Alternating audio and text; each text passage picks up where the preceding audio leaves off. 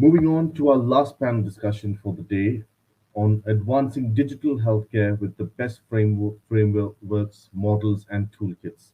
Like always, let me start by introducing our eminent moderator, Dr. Tamara Sunbul, Medical Director of Clinical Informatics, John Hopkins, Aramco Healthcare, Dr. Mohammed Idris Shariff, Family Medical Physician, Health Assurance Hospital Company, Daman, Mr. Shafeek, Vavaru, Sahib, Health Technology Medical Device Program Management, Health Assurance Hospitals Company Daman, Dr. Mohammed Aslam, Clinical Applications Manager, Health Assurance Hospitals Company Daman, Engineer Ahmed Baioumy, Head of Digital New Mowasat Hospital Kuwait, and finally we have Mr.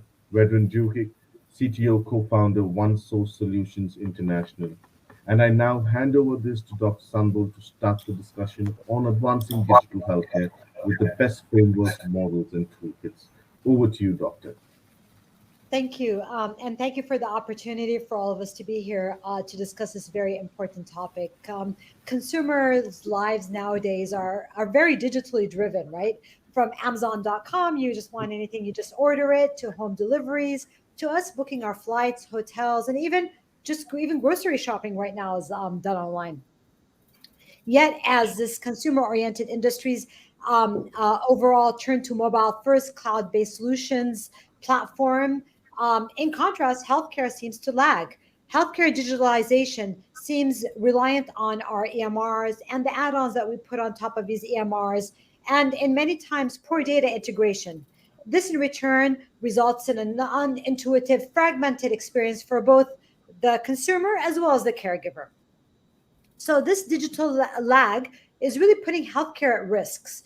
And for example, I'll give you brands like Whole Food Supermarket. It used to be a supermarket, but then with consumerism and people wanting to be digitally, people want to order their groceries, so they partner with Amazon, and now that you can order Whole Foods off Amazon. So they had to disrupt themselves and transform to be able to add value to the consumer. And this is very important: is what value we're adding to stay in business, and of course, gain consumers.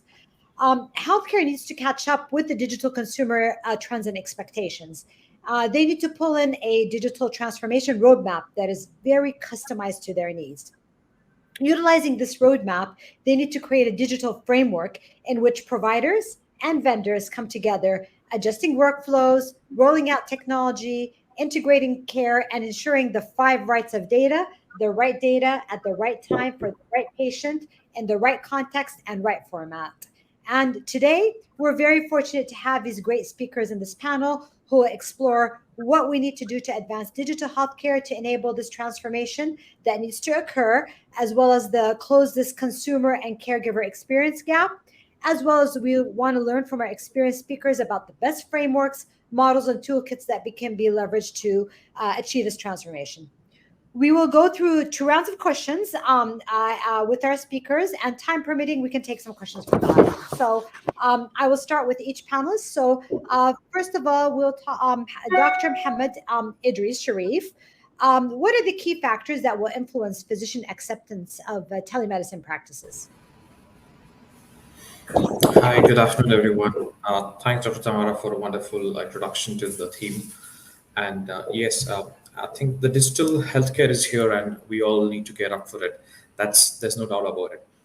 But if you look at how physicians will accept this, I think a lot will depend on how user-friendly it is for the physician's end to capture the data that we intend to use as our futuristic data for health care purposes, whether it be at the primary, secondary, or tertiary care level. So, like you all are aware that we have varying amounts of time frames where we interact with patients with various different healthcare interactions, ranging from a visit to the GP to a visit to the ER, a visit to the hospital, XYZ. So, as long as we are able to create the same kind of an experience for the physician, which would probably at least match to his current level of physical practice with whatever infrastructure he has, and if we can better that experience, maybe make it a bit faster, quicker to get the data that he requires for his clinical consult to be effective, I think that would be the definition of how easy they would accept it. To bring it in a nutshell, we need to do what they are currently doing to the best of what they're doing, and maybe better that in future. That will be the way I think we should look forward to it. And as a practicing physician, I echo everything you said, and it's about that combination, that partnership that needs to occur. Mr. Absolutely. Shafeek, Sahib, in your opinion, what are the challenges associated with adopting digital technologies into healthcare, whether like Dr. Shariff said, from the provider side or from the consumer patient side? Hi. Again, good afternoon, everyone. Nice meeting you all here, especially my colleagues, Dr. Idris and Dr. Aslam. They are from the same company. So the challenges we are facing, I mean, if I say from telehealth point of view, for last 20, 25 years, telehealth is much stronger than previously what we have experienced. But nowadays, it's more connected to the digital infrastructure we make in the healthcare environment. Either it is hospital or an integrated health system, whatever it is. So I would say more the challenge is more from the technology side or making a robust solution as an infrastructure to fit into the healthcare ecosystem. If I specifically say for any technology adoption, we start from a design or digital design for the digital transformation. So when you design it, the key challenge for us is we are doing this design for the healthcare field, not for any other consumer field like what Amazon is doing or a mobile company is doing. So when it comes to healthcare, it's not so easy. We can bring a conventional IT developed project or product. We cannot simply bring and deploy in the healthcare platform. We have to consider key parameters like key things. I would say the practitioner like Dr. Idris, what's their workflow, specifically what they want from a user perspective. I mean, user of the technology. The second thing is the core infrastructure of a hospital that, for example, medical devices and the medical records, how we, and the core platform, EMR platform, how we're going to bridge together to provide the support need by the doctor, physicians, and nurses. So to bridge this together, we identify this technology and coming into healthcare, we see these challenges. I mean, to get the medical devices connected, unlike the conventional IT devices, is very difficult. For example, security perspective, it's not so easy to get any technology connected with the medical devices. Saying that, okay, you can go and use this machine and you can put, for example, any firewall or any security protocol. So there are a lot many things. I think the time doesn't permit for me to go into a long way, but this is my core answer for that. Thank you very much. Yeah, thank you. I keep on hearing this from my technical team every time I want to do something, and they said healthcare is different. You can't do what you see out there for us. We have to taper it for you. And now we move to Dr. Aslam. And from your role, what do you think the role of automation in telehealth is? What is the role? Yeah, good day to everyone. So, automation is necessarily an important and a very it has a significant role to play in any kind of communication happening these days, because telehealth, it approximates two different zones and regions for patient and doctor. So there are some processes which are repeated. So robotic process automation is very much needed, and I will not use the word robotic process automation because hyper automation is the right word these days after the pandemic, the impact of pandemic. Hyper automation is the right word. So implementation of software robotics, it actually facilitates the services which are repetitive in nature. They streamline the workflows, ensure safety, they drive efficiencies, and not to forget, as Dr. Idris mentioned, it will help you to reduce the clinician burnout, which is an important factor in two-way communication between physician and a patient. Now, when we talk about robotic process automation, how does it exactly work? So we deal with a lot of data. The data being generated during this engagement with the patient. It could be in form of textual data, it could be in form of image, it could be in form of video, it could be in form of the pattern of the representation of information itself.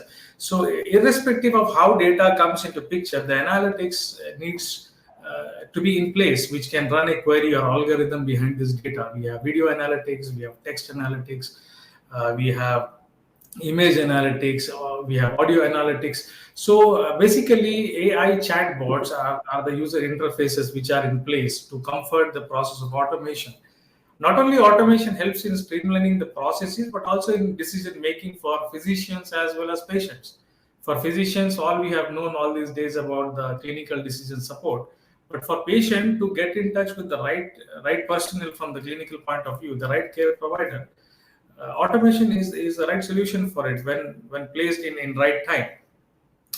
As I say about chatbots, they can handle many such tasks which can replace the staff, resulting in good return of investment of the companies, a better patient satisfaction, a better clinician satisfaction. It contributes in the form of decision support, as I said, in identifying the right diagnosis for the patient. There are many use cases if we look into it, like patient registration can be automated. The process of consultation itself, when the physician fills on the form, the same form is being presented to the patient, wherein he can autofill or getting in terms of metrics. Like for example, if a particular zone or a particular area is infected with a particular pathogen or disease, the artificial intelligence, the machine learning algorithms can identify that particular zone, and they can apply questionnaires and they can apply protocols, precautions, even before the physician identifies it. I remember I was going through the one of the journal where in San Diego they have identified the early identification of pneumonia cases just by analyzing their X-ray images. So there were 2,000 images which were analyzed in a very short span of time without even effort from the staff available. So even the palliative care programs nowadays for long-term care, wherein you cannot assign a acute care provider to the elderly population or in rehabilitation centers, there are many use cases if we get deep into the subject.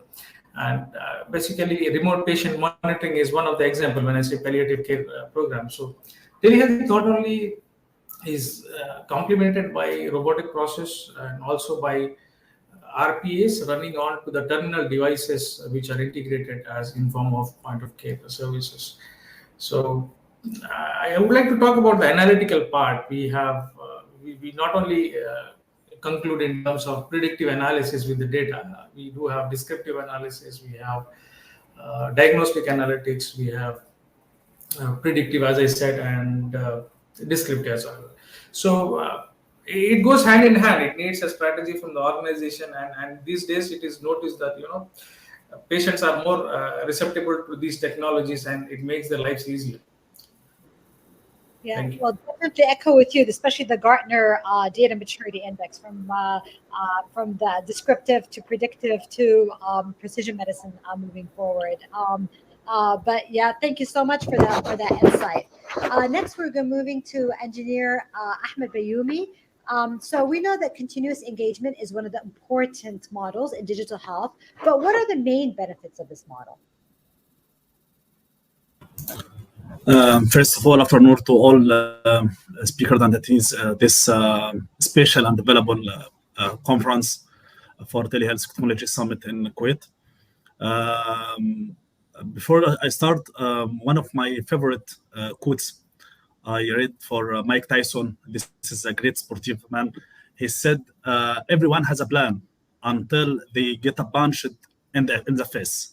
I think COVID-19 pandemic with the punch, which is with all of us, all of healthcare providers all over the world, not only in Kuwait, but all over the world, to find another solution, another way to reach their patient, to reach their customer, and to deal with them in the virtual way or in the technology or digital way.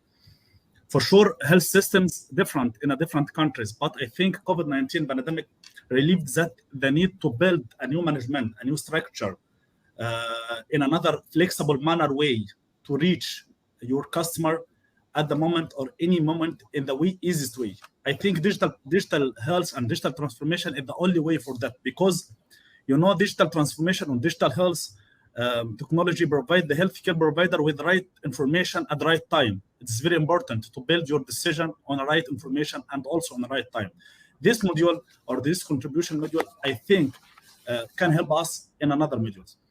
Regarding your question, Doctor, about the continuous engagement with the model and the digital health, I think this is one of the main objectives and or goal for the digital health. Digital health allow you as a healthcare provider to get continuous engagement and continuous interaction with your patient at any time. No need to come to our building or facility to check what you have. You can make it through telemedicine and pre-consultation services. You can order your medicine through our e-commerce platforms. You can get all information you need virtually without any need to move from your site. So I think this continuous engagement with the patient, or this continuous engagement with the customer, should be oriented to the healthcare providers, to monitoring the individual and the community based on the healthcare approach. These engagement models, I think, should adapt the priorities for the healthcare providers. What should I focus on this, and what should to be the other priority, or the not high priority for my facility or for my services to the customer. So I think the continuous engagement with the patient, one of our main models in the digital health, one of our main target, or one of our main goals for this digital health. Also, the benefits for this approach or this model, many. If we want to speak about the benefit for this, I think improve the productivity for the healthcare provider, also increase also the systems for this healthcare provider. If you have a clinic for a doctor or physician, you have a limitation in the time for this doctor.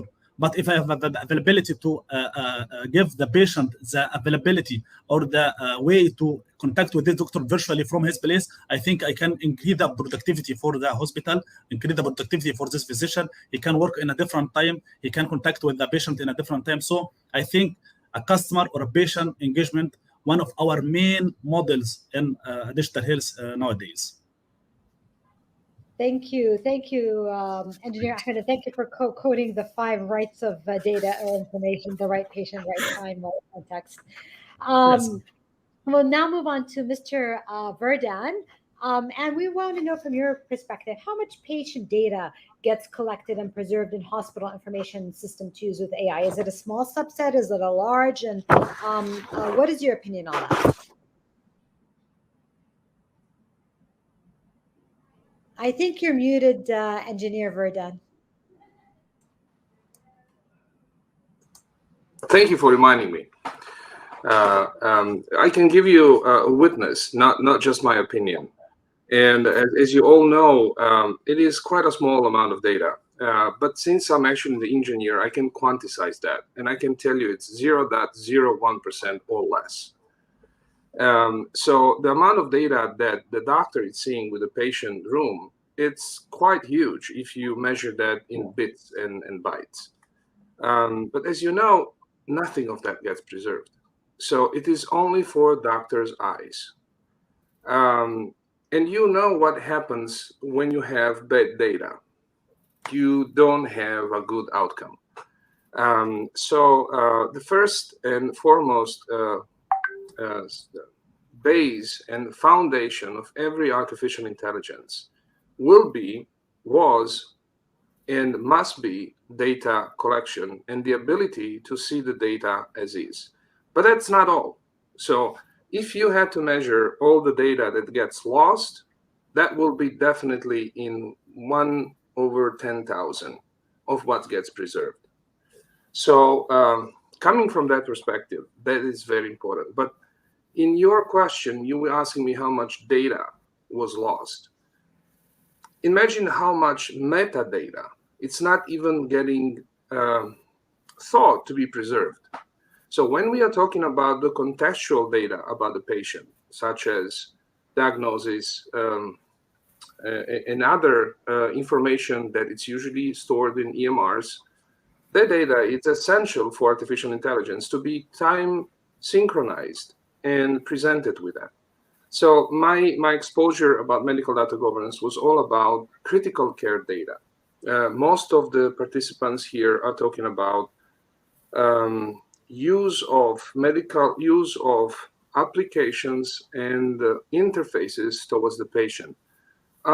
As an engineer, I'm more related to being able to preserve, which is utmost difficult thing to do when you have a lot of medical device manufacturers not letting you even see this data.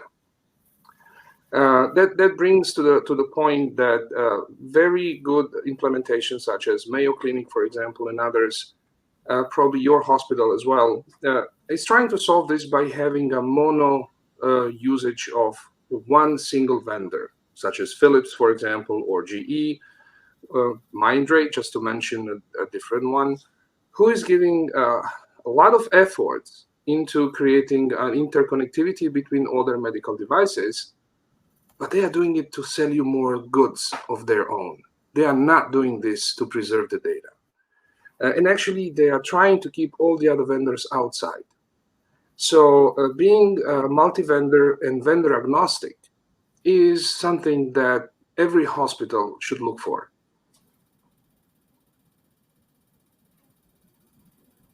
Totally agree with you. I think vendor agnostic solutions are probably the best because you can taper them even as you move forward. Going back to Dr. Shariff, we wanted to ask you, where do you see telemedicine in 5 years from now from a clinician point of view? Thank you, Dr. Tamara, once again. So I would like to quote one of my friends, mentors, and guide, Dr. Professor Rajendra Gupta. I'm sure some of you must be aware of him. He has written a book on digital health, where he mentions that the there was an age of antibiotics and there was an age of uh, alternative medicine. Then allopathy and antibiotics came in, and now it's going to be the age of digital health. If we do it right, that could be our new operating system for healthcare. That's exactly how he quotes in his book. And I would quote him and mention that if this is something which we envision to see in the next 5 years, there is a lot of work to do. Like Engineer Vedran also mentioned, I think one of the major issues to deal with is to see how systems and devices integrate and talk to each other. I remember of a pretty famous project back in the UK NHS called the NHS Spine, wherein they were trying level best to integrate EHRs from the primary and the secondary care to talk to each other. I think our primary concern would be to engage on a simple single language which all healthcare IT interfaces would talk to and exchange devices, information which they gather. Uh, if that is doable, which I'm sure it is if we are able to focus on that, I think that is going to transform healthcare completely in the next 5 years. The way meaningful data gets presented to the physician will change how much of customization we can deal with at each patient level. It's the age of customizing your approach to each patient, not treating the patient as one size fits all. That's the level of customization which we can work with, and I foresee this happening in the near future with the amount of development going around. And provided we don't miss on the key factors which determine that, having standards in place, having the right amount of technology which can talk to each other, giving the patient and the doctor the usability interfaces which can work into their respective schedules, not disrupting them. I think that would be the key factor, and making intelligent use of AI to do the mundane tasks that a doctor does, looking up guidelines, checking for audits, all these. I think this can be done through technology. So the future looks great, provided we don't lose focus. That's what I would say. Thanks, Dr. Mohammed. I agree with you. The telemedicine being the new operating system, I think healthcare is yet to see, yet to show what digitalization can do. Moving to Mr. Shafeek, can you explain your expertise, what the right mix of knowledge is required to lead digital health in the evolving scenario we're seeing? Yeah, sure. So now, the couple of panelists before me they've been talking about the medical devices, how to get it connected to the EMR. So I almost agree with them. There are two different ways to get these devices connected individually using different platform, middleware. At the same time, there are single vendors who can accommodate all the different modalities from different manufacturers. So the expertise, the main expertise we would need from the clinical perspective, then the technical perspective. When we say biomedical, it plays a big role in bridging the clinical aspects with the IT technology part.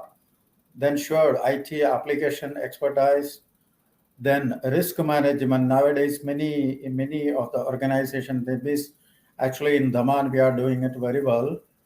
Honestly speaking, some of the solutions or device integration, we are already half the way, like, pharmacy automation. I was recalling this one when engineer Ahmed was explaining. We are almost done more than 50% in implementing inpatient and outpatient pharmacy automation. And LIS, there are different modules feeding into this. So this is what connecting to my first question, like, these are the challenges. To overcome the challenges, these kind of expertise need. The expertise from LIS would not be so much helpful in the pharmacy automation. So you need a special kind of expertise. And going to the PACS, we are implementing PACS from, I don't know if I can quote, the Philips PACS being implemented at our place. And again, we have lot many other solutions need to get connected with the PACS, like, endoscopy or so and so. Then coming to the infusion devices, I just want to comment on the previous speaker who explained about the data, or that medical data collection. When we say EMR and integration, it was all about data governance, the gentleman spoke about. But I was clearly listening about the treatment data. When we say infusion pump, ventilator, and all, these devices are therapeutic devices which give some sort of treatment. So when you bring like a artificial intelligence kind of technology into that level, there is a huge risk. Even in the conventional environment, it has a lot many risks. For example, GE introduced one technology called NAVA, neurally adjusted ventilator assist, something like that, 10 years back. It got failed because when you play with some kind of automation with the treatment data, it's not so easy. It's a huge risk. So you need a kind of expertise who, people can work on this one. And again, implementing this project, like, project management expertise, whether it is agile or PMI proposed project management professional. And as personally, I see nothing work as it is in the healthcare environment. There is a kind of mix or hybrid between agile and conventional project management, waterfall, whatever it is. So what I want to say, a huge diversified and specific mix of expertise required to implement this solution to get it worked well. Thank you. Thank you, Dr. Shafeek. Now moving to Dr. Aslam. What is the role of quality of healthcare technology and outcomes? Thank you for that question. Quality, as we all know, it's everyone's responsibility, and the approach towards quality is uniform across the globe. It's PDCA, plan, do, check, and act, or plan, do, study, and act. So as a part of this study, we always need to determine the core indicators or performance indicators which are responsible to throw some significant light on the performance of the telehealth process on its whole. So at a higher level, we can classify the indicators which needs to be determined in 2 to 3 different categories. For example, there are qualitative indicators and quantitative indicators as well. When I say qualitative indicators, we can consider patient satisfaction with the telemedicine or telehealth, the clinician satisfaction, clinician burnout rate, and all. These indicators needs to be determined periodically, and we need to benchmark internally first. Although if we are not, as an organization, following standards like JHAH or HIMSS, at least at an internal level to start with, we need to benchmark the indicators. So having said that, now coming to the quantitative indicators, which I feel are more related to technical performance, and huge chunk of data also gets into this stream. We have network monitoring, we have network performance monitoring, which can be done by some software application tools, where they check in for the latency, the throughput. You have packet drop, you have repetition of packet, malalignment or reordering of the packet. So all these things, when they are documented in form of metrics and statistics, these all needs to be monitored, and we need to maintain it at a level of standard benchmark. Coming to financial performance indicators, we have return on investment rate, we have patient retention rate, we have visit volume rate, we have a reimbursement volume. As I earlier told about robotic process automation, one use case could also be that when a physician is advising something to the patient on the other end, and the same goes in for the approval for the insurance process, and it gets it approved. All this happens through RPA establishment. Similarly, not only these things, when we talk about quality, these are some calculative aspects of quality, but we also need to look into patient acuity mix, new patient volume, retention, program management at a higher level, and strategic involvement of leadership, all these things. Thank you very much. And I think we have more to talk, and we are limited with the time. So, yeah, thank you. And definitely, that being said, you can't measure, well, you can't change what you can't measure. So I think KPIs are really, really important. Yeah. Moving to engineer Ahmed Baioumy, in your experience, can you share with us some of the benefits of improving the employee experience model in digital health? Yes. When we are working on the digital transformation strategy for our hospital, Mowasat in Kuwait, one of the main words I heard from my manager, Ms. Alia, she said at the time, what if we have a great strategy for digital transformation, but our workforce or staff can't implement or execute it in the best way? It's a big challenge for any digital transformation plan or strategy for any healthcare provider. Maybe you have the best strategy for this plan, the best strategy for digital transformation, but your staff, your workforce can't understand what is the objectives for this plan, what's the need for this strategy, how can this benefit our company or our hospital.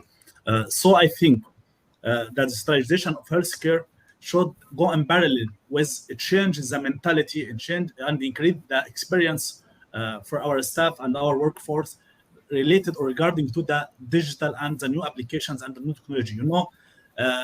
From the staff for customer service, the physician, the nurses, all staff should know more details and more increase their knowledge about the digital and the transformation from the normal services to the virtual services. What's the benefit for this? As I know, or as we said, the skill development plan for the staff should be going parallel with the digital transformation strategy, because without development, your staff skills, your staff knowledge about this digital transformation, you can't succeed in this journey or this plan. When you go to the hospital and ask any one of our staff about the artificial intelligence, what's artificial intelligence and how can we use it in the digital transformation plan? What is the machine learning and how can we use it in the digital transformation plan for our hospital? What the benefits for this data analytics and how can we use it in this? I mean, there is no need to know all details, but I just need to clarify that he should know something about this. What are we doing? What are we plan to reach? What are our goals from this digital transformation strategy? So here in Mowasat Hospital, we have many sessions with staff from different parts, clinical or administration part, to discuss with them our strategy for digital transformation plan, what's our goal, what's our main domains we are working on it, how can we change this with the time, what are the benefits we will get after this digital transformation plan. So I think the improving of employee experience, the improving of employees' knowledge about the digital transformation or about the digital health will give us many benefits. Maybe the main challenge for this stuff is how can we facing the technology, how can we deal with the technology. You have many solutions, many applications for everything, telemedicine, artificial intelligence, machine learning, everything. This stuff need to know how to use it, how to deal with it. How can we serve the patient with this technology and this application? So I think you may have a great digital transformation strategy, but without learn your stuff, change the develop your stuff, change the knowledge and the experience for your stuff to the best way, I think you can't succeed in this way or this journey. So one of the main model in the digital transformation plan or digital health is to increase your knowledge, improve your experience for your workforce in a digital related to all applications, all technologies we use. Thank you so much for listening to me, and it's a great opportunity for me to be with you today. I hope I can add some value to this session, and I'm so happy to speak with you, Dr. Tamara, and all other speakers. Thank you, Engineer Ahmed. I definitely echo your change management, how important that is. Last question before we wrap up is to Mr. Vedran again. I know we already spoke about this, but is there anything else you want to add in regards? Do we need all the patient data to be collected for AI or not? Is there anything else you want to add to that one?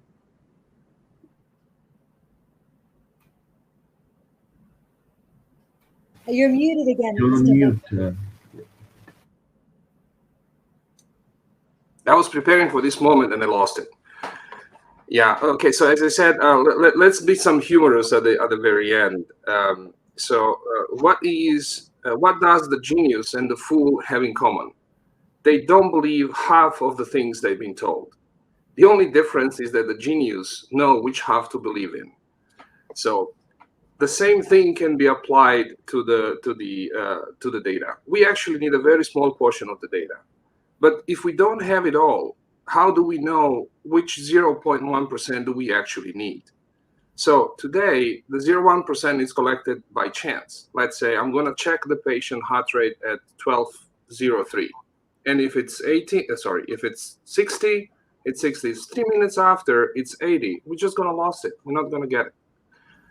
So we do need a little bit of this data, but we actually don't know where is that data. So if we don't collect it all, artificial intelligence can make more than 2 billion errors per second, since we never look at this perspective as well.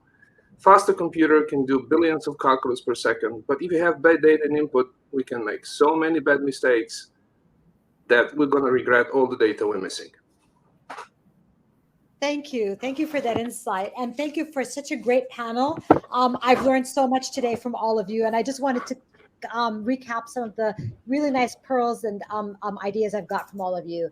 So Dr. Shariff, and telling us how we need to make whatever we come up with a digital technology, we need to make what we present for physicians to make what they do better, to make them adopt it. And also for telehealth being the new operating system for healthcare. Mr. Shafeek, about healthcare specific design concepts and biomedical devices bringing clinical and technology and bringing that clinical and technological expertise needed for that. Dr. Aslam telling us about RPA, and I love that concept of hyper automation, especially with digital analytics and the importance of RPA, and that quality is everybody's responsibility, and the PDSA cycle and the importance of KPIs and measuring what you're doing. Engineer Baioumy for contrasting Mike Tyson with patient outreach and the importance of patient outreach to drive continuous patient engagement. And the importance of change management and usability challenges. And if you don't have that change management, your best strategies just go down the drain. And Mr. Vedran, last but not least, that I did not know that less than 0.1% of the data from clinical from the clinical engagement is preserved, and that data collection is a priority. And the importance of being vendor agnostic. And we need a lot of data for AI to avoid the errors. There was so many lessons learned. These are just the top ones that I've captured. Thank you all for a great panel today. Thank you so much. Thank you so much. You're welcome. Thank you very much. Thank you very much, Dr. Sunbul, for wonderfully moderating the panel and keeping a time check and ending it on time as well. And thank you, dear panelists, Engineer Jukic, Engineer Baioumy, Dr. Aslam, Mr. Sahib, and Dr. Shariff for sharing your valuable thoughts No, and Mr. insights on this panel discussion. We truly appreciate your presence here today. Thank you all. Thank you, Roger. Thank you, Doctor. Bye. My Bye-bye. pleasure. Well, what a wonderful power-packed day this has turned out to be. And I'm sure all of us have learned a lot from what we heard during today's session on the insights, the trends, the solutions, predictions, experiences, and for what lies ahead and the future. With this, dear audience, we have reached the end of an insightful and successful day of the Kuwait Telehealth Technology Summit on scaling delivery of high-quality digital healthcare and value-based care, organized by Trex Event in partnership with our strategic sponsor Philips and gold sponsors Advanced Care and One Source Solutions International. The entire team of Trex Event is thankful to our esteemed speakers, eminent panelists, our sponsors, Philips Advanced Care and One Source Solutions International. And last but not least, we'd like to thank our dear delegates for joining us today in huge numbers and making this day a success. I hope all of you have enjoyed this session and this conference. Have a great rest of the day, stay safe, and see you in the next edition of the Kuwait Telehealth Summit soon. This is Roger Doss signing off. Thank you.